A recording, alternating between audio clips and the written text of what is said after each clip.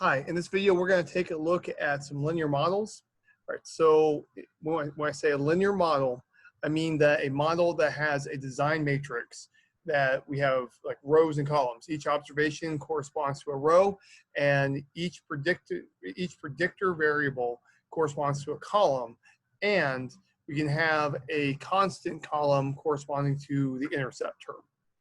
Okay, so when we say linear, we're referring to what can be represented as a matrix for a design matrix.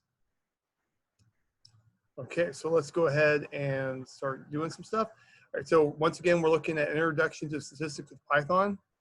Here is the website, and we can get through the UCF library. So we're going to look at some linear models. And the author of the textbook likes to talk about MATLAB a lot. We're not going to be doing anything with MATLAB about that. I put it in there just to respect his work. All right, so now let's go ahead and get all of the packages that we're going to use. So let's get matplotlib, let's get NumPy, pandas, URL library requests, and we're going to specifically get URL open to be able to pull in some data.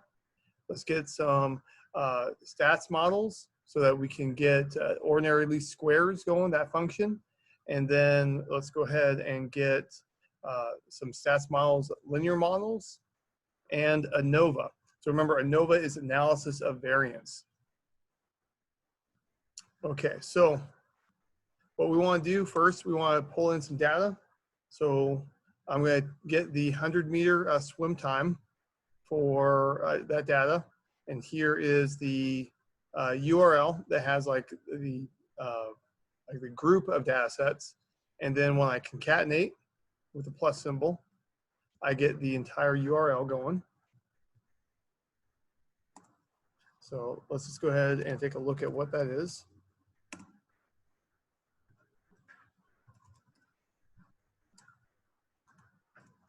right, so now let's go ahead and pull in the data. So I'm using URL to get the data, URL open that is, and then I'm using pandas to read the comma separated values. So now let's take a look at the data itself. Okay, so in this data set, we've got year, we've got time, and we've got sex, male or female. Okay, what we want to do, we want to model the time that they get based off of sex. That's where we're going to start first. So we're going to do ordinary least squares model. So remember, when I do ordinary least squares, what I want to do, I'm going to try and minimize a specific value. I'm going to minimize observed value minus predicted value, subtract, square it, add them all up. So I'm going to write that as, so we want to minimize the sum of y minus predicted y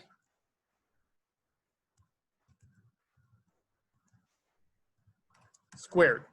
Okay, so if I'm taking y minus the predicted value, that's kind of like how far off my model is from where it should be. Now squaring it makes sure that I always have a positive or zero value. So the error term is, after squaring it, the error term will always be positive. If I don't square it, then the error term could be positive or negative. And since I'm trying, if I have like negative error and positive error, I put them together, they can cancel out. I don't want that. So we're going to square it. And then we're going to add them all up.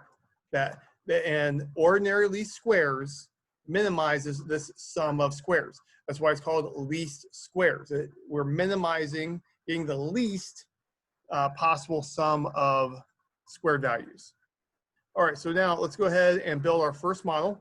So what we're going to do is we want to predict the athlete's 100-meter time by their gender. And let's take a look and see what happens. Okay, so I've got the y-intercept.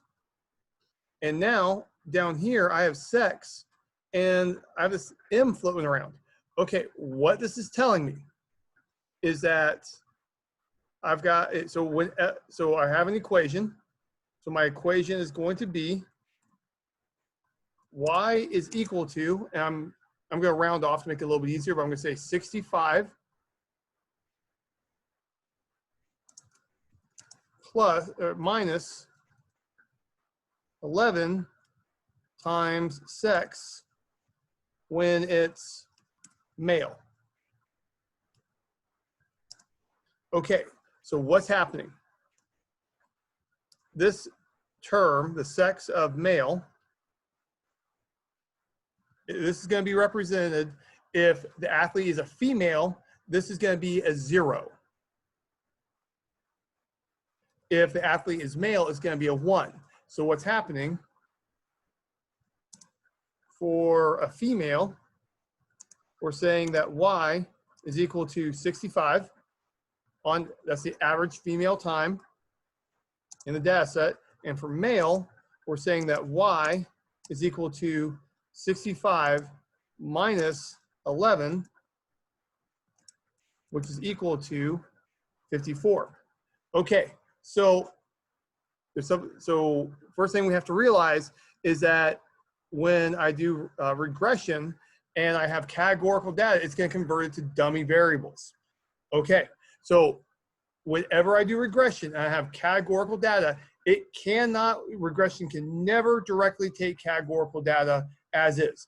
And sex as male or female is categorical. It doesn't make sense to do arithmetic with sex. Regression and other models such as neural networks, they have to have numbers. They can't take any other types of objects as predictors. So what it has to do, it has to convert those categorical predictors or ordinal predictors into something that it can interpret.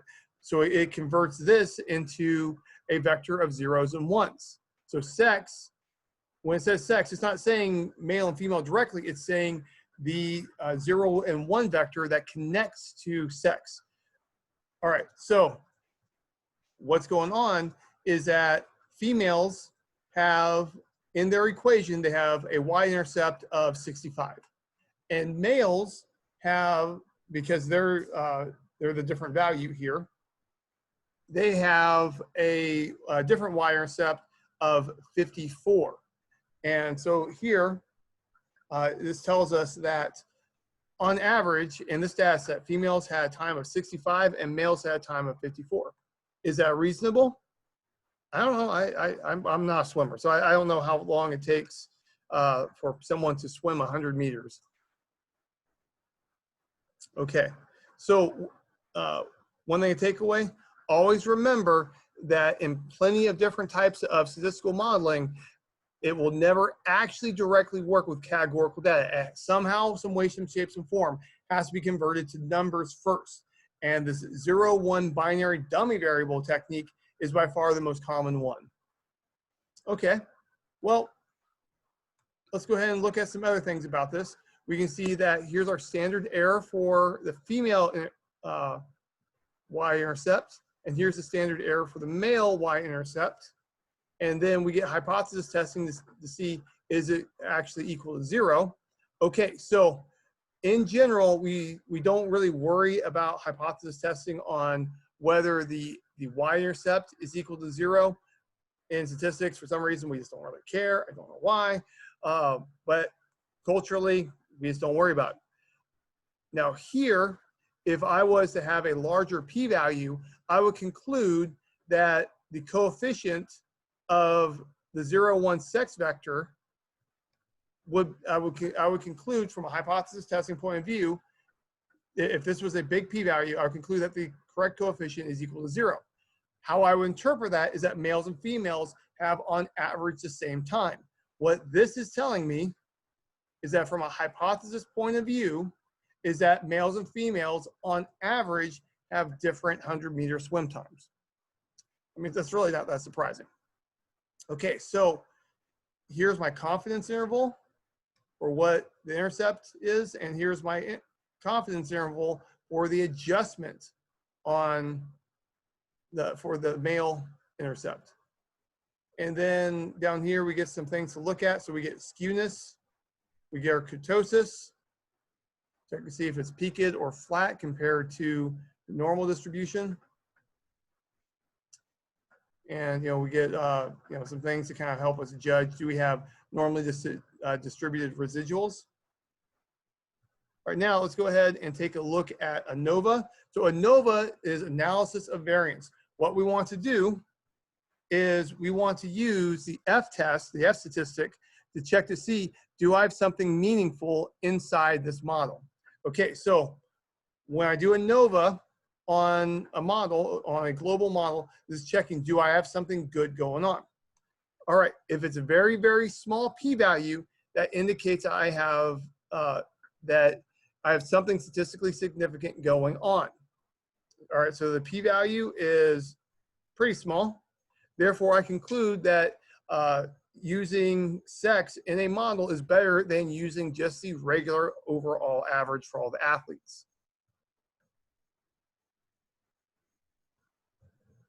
All right, well, let's make this a little bit more interesting. Let's make another model, but this time I want time to statistically depend on sex and year, not just sex. So let's see what happens.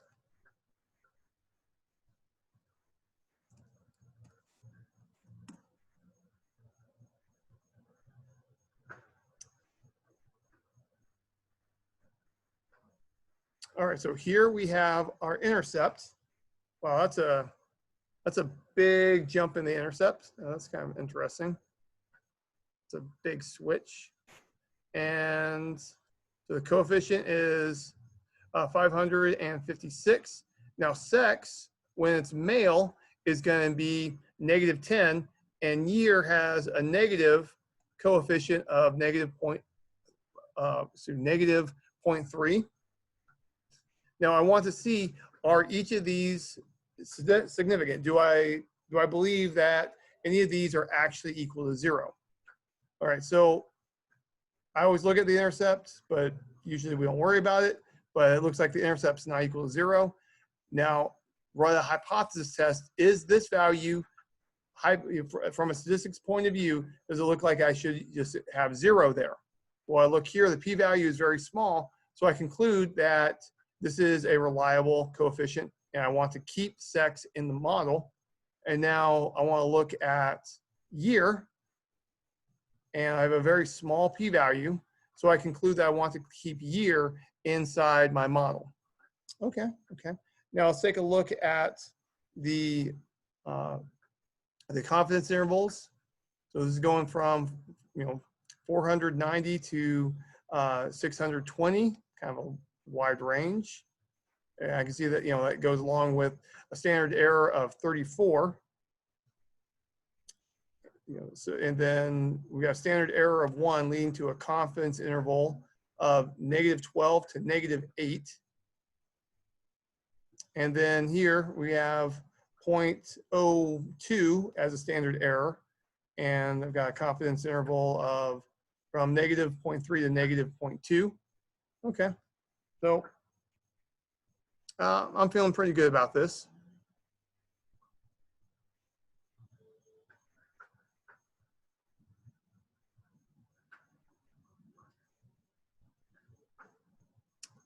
Now, something that kind of throws me off, something that kind of worries me, is how this value exploded on us. I mean, it got really big. Well, there might be a multicollinearity issue going on. Like Python is nice enough to warn us about this. This means that there might be redundant information inside my vectors. Here, I'm okay with it, but because of the nature of the data, I know that I've got male and female and year, but it's possible that from how things were coded and how things were taken, that algebraically that dummy variable and year might be correlated with each other. So I should probably watch out for that as I work through and look through my model. All right, let's go ahead and run the ANOVA test. All right, so I can see that my p-value for sex is super small. That makes me more confident that I want to keep it. So that's confirming that males and females have different y-intercepts in their model. And year has a small p-value, so I'm confident that year should be kept in the model. If the p-value is large for one of these, I will consider removing that variable from my model depending on the project that I'm on. All right, now let's do another one. Now here, you can see in model 2, I had sex plus year. Now I've got sex star year. What's going on here? What's going to happen? See what happens. It's very exciting.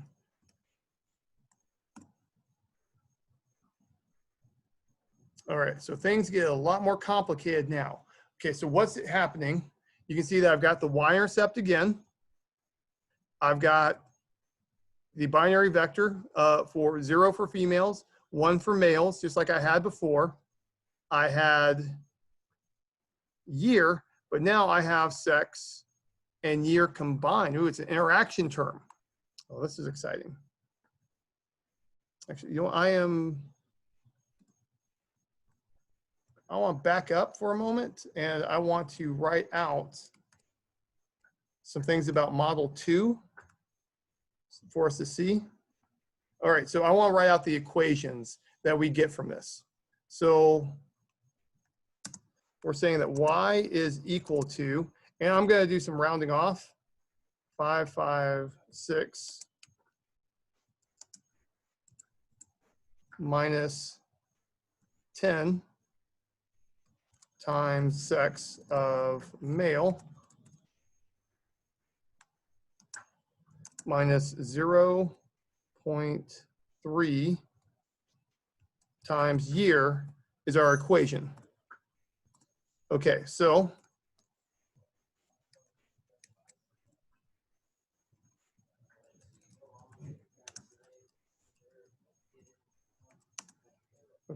in this situation, if we're talking about female, then I have 0 for the sex, and the equation becomes 556 minus 0.3 times the year.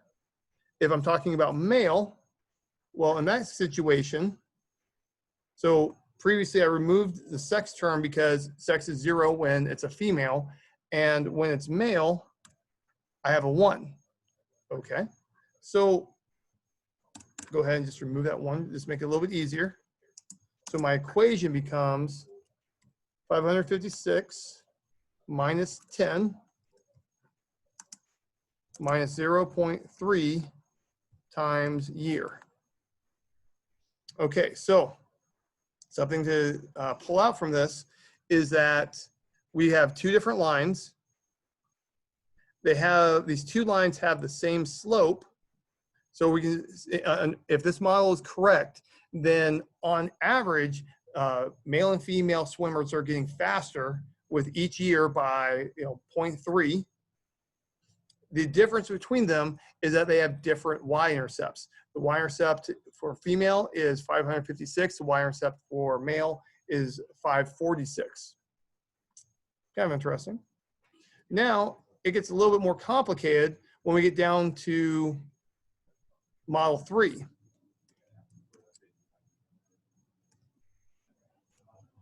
All right, so model 3, I've got a whole bunch of stuff going on.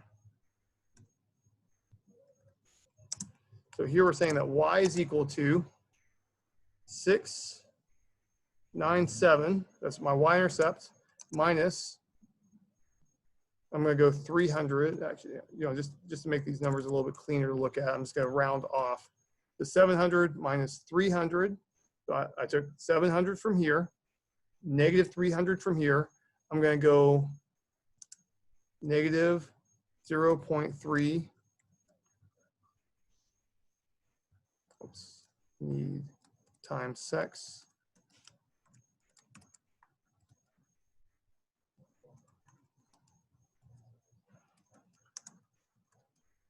Then once again, we have year. And now we have this new term plus 0.1 times sex interaction year. Okay, that is our model. Now let's actually work this out when we have female and male.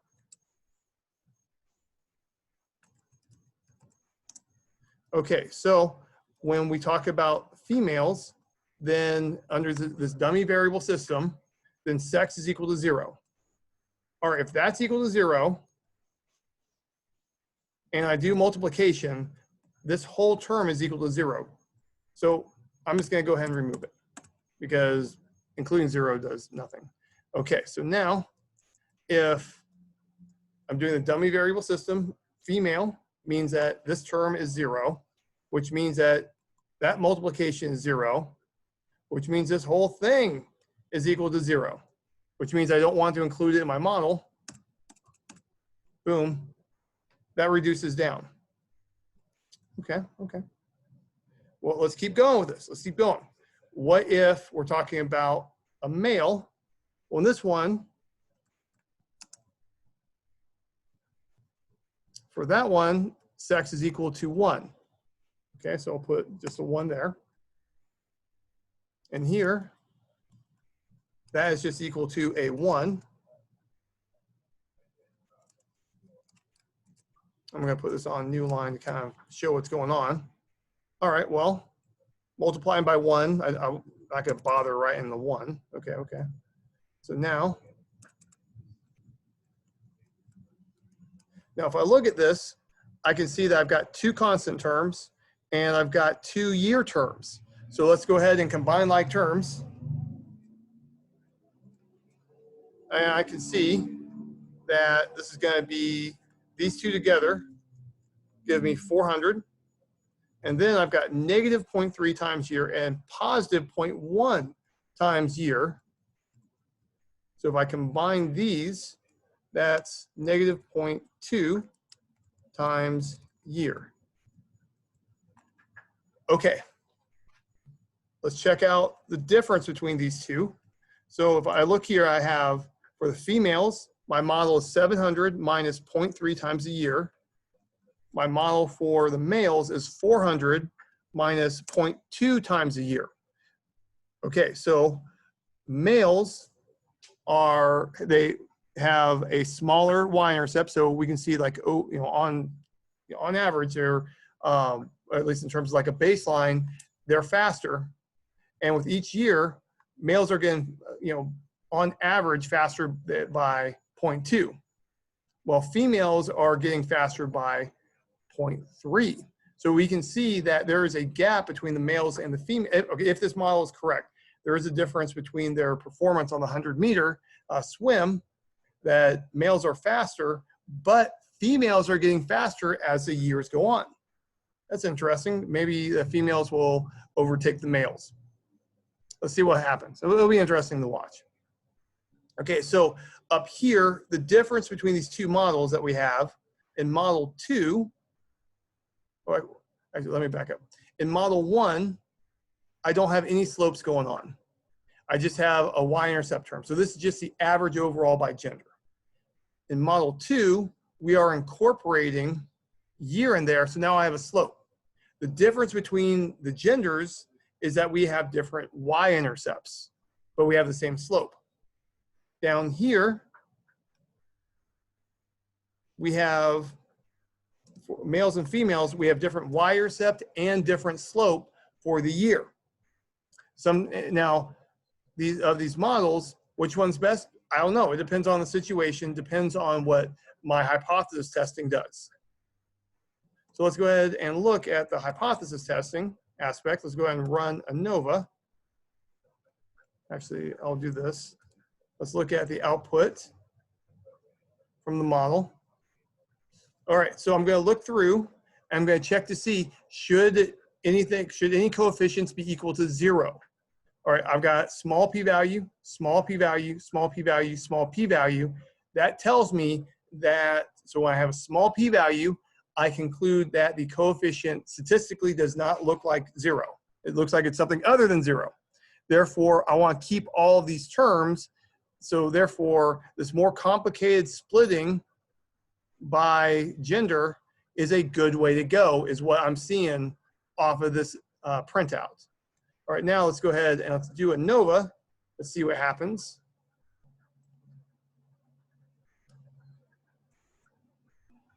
And once again, I have small p-values all the way down.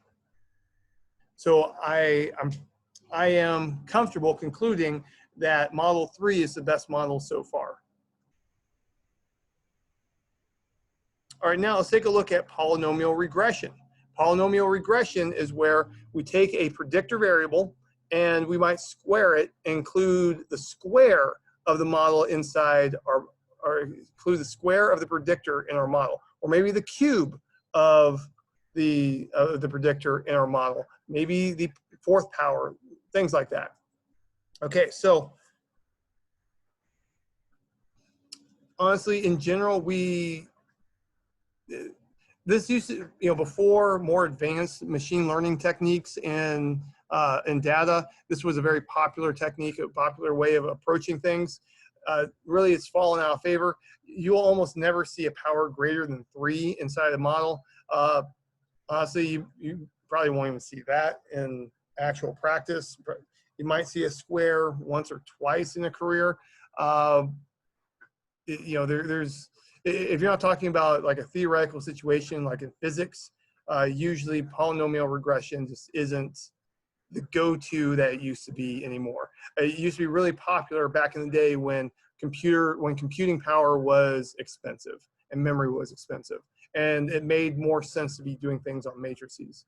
It's still useful, still informative, but we have other techniques that have kind of eclipsed this technique. We just kind of talk about just out of classic statistics. All right, so here, what we're going to do, we're going to generate some fake data, and then we're going to build a model, and we're using this fake data to kind of give us an intuition on what's really going on. So here, I'm going to generate some values. So my independent variable goes from 0 to 10, just under 10. And I'm going to use a random number generator.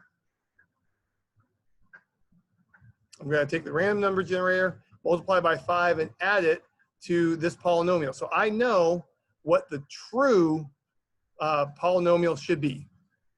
I know that when I do this, the coefficients I get, my y-intercept should be 4. My linear term coefficient should be 3 from here. And my quadratic term coefficient should be a 2. And if I have something different from that, then, well, it looks like I got a crap model.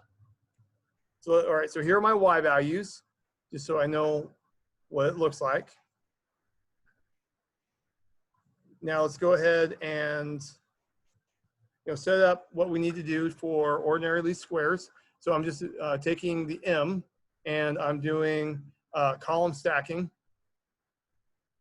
So here I have a constant, and then I have all my t's, and I have all my t squares.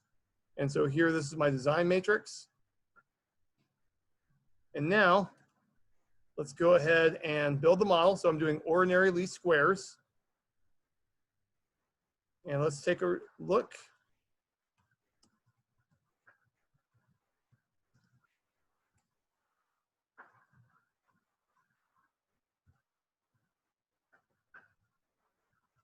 Okay, so for my constant term, my estimate ends up being 1.4. 1.4. I'm supposed to get 4. I know the correct answer is 4, but I got 1.4. All right, well, let's get going. I know that for the linear term, I'm supposed to get 3. I get 3.9.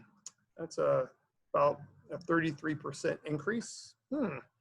And now I know that for the quadratic, I'm supposed to get a 2 is the correct coefficient. And that's pretty close. All right, so now I'm looking through this, and so I know that this constant term is off. So this kind of makes me kind of worried about this technique. But look over here. If I look at my confidence interval, I see that the correct value is inside my confidence interval. All right, so remember, the correct value is a 4. It's in there. All right, so the modeling system is picking up that it should be around 4. It's just that it's so spread out and a lack of precision, it's not really detecting it as well as I want it to. All right, now here, a 3 is what I'm supposed to be getting, and 3 is inside this interval. So the model is picking it up. And then when I look at the 2, well, the 2 is pretty good. It's inside there. All right, so what's going on? Well, you'll notice that proportionally, I've got a pretty big standard error compared to the constant. So anytime I like proportionately have large standard error, large standard deviation compared to like the parameter estimate, then because these are pretty, I mean, pretty close to a ratio of 1, I need to kind of be worried about things. I really can't trust it that well. And this is a pretty wide interval. So here, this is saying that it can't, from a statistics point of view, it can't really tell you should the y-intercept be 0 or not. It's saying it can't tell. You might want to consider removing the constant term from there. What's going on is that when we did the random number generator, the 5 here, that makes such a great amount of variation in the data, the deviation from the modeled average, that there's so much spread to it. There's such a lack of precision that that the mathematical technique really can't detect what should be going on here. So in this situation, if this was real data, I would try to look into this. Really, the solution to this is to have more data, but in real life, you're not going to have that. How you proceed, there really is not. Honestly, I would try to get new data, try to use a simpler model, like no quadratic term on this if this was really going on at work for me.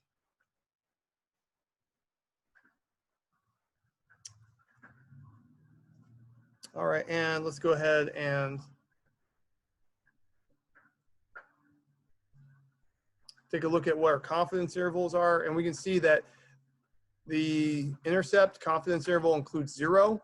So here, the data is indicating that we should not have a y-intercept on that, but we know that we should because it's fake data and we generated this. And so what I'm trying to do with this example is show you like how things proceed in real life when we don't have a lot of precision.